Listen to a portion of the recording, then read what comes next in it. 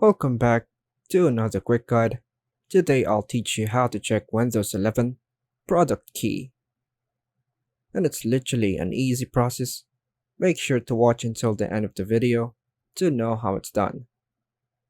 To find the product key for your Windows 11 installation in 2024, you can use several methods depending on what you find most convenient.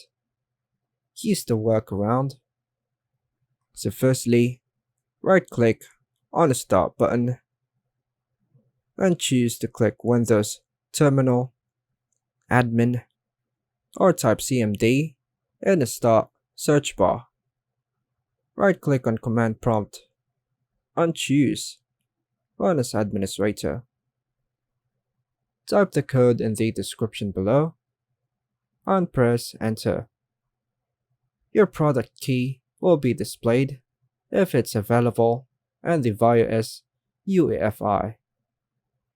Using one of these methods should help you retrieve your Windows 11 product key.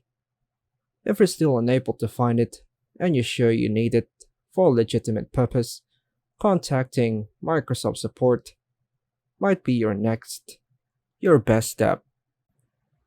And that's all for now, folks. Thanks for watching.